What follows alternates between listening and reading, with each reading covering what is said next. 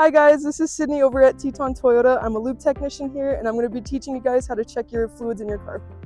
I'm going to be showing you guys how to check your coolant levels, what to look for before changing, what not to touch, and what to be aware of. Also checking where your washer fluid goes and checking your oil. Okay, so first, the most common fluid that you're going to be filling up is your washer fluid. It has this logo on here that shows a windshield and a sprayer, and that's the best way to tell if it's washer fluid.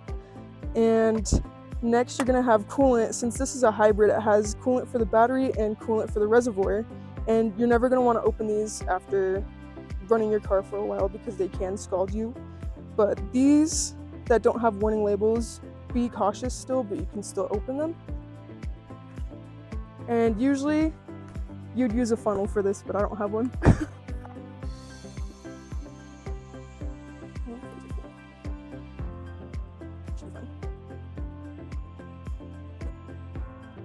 Before you open these lids with these warnings on them, if you absolutely have to, you always want to turn the cap really slow and allow the system to let extra air out so you can avoid scalding yourself, because coolant can get very hot.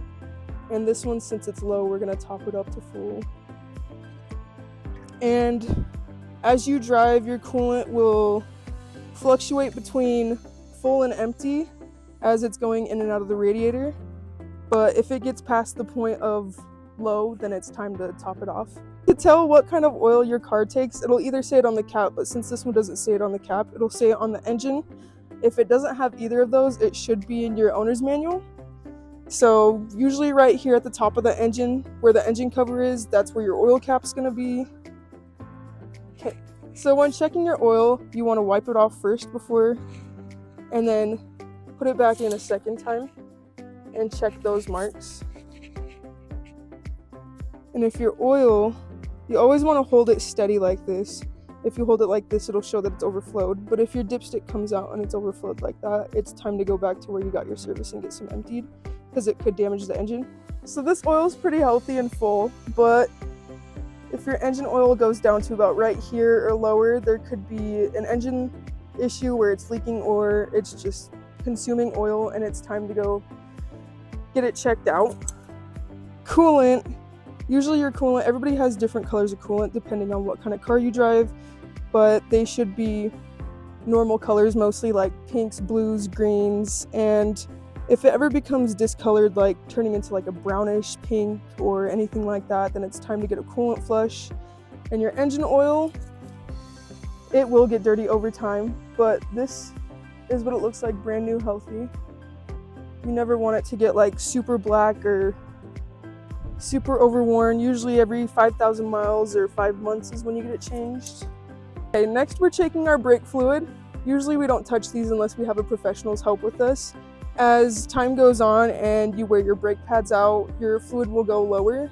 It's best not to refill it or anything like that, as when you replace your brake pads, the fluid will go back up. It fluctuates as well.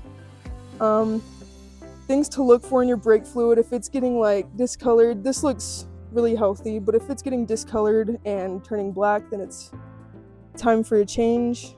So two of the fluids that we don't have in this car, because this is a hybrid and it has an electronic power steering system, is sometimes we will have power steering fluid, and it would usually be right here, but it could be in different spots in your car and it'll say power steering fluid on the top. That's important to check. You never want it to get below the minimum line. And then next we would have is transmission, but this one doesn't have a dipstick. A lot of newer cars don't have transmission dipsticks as they're sealed transmissions, but you want to check that as often too. Your transmission fluid should be a bright red. If it starts to go dark or anything like that, it's time for a transmission flush.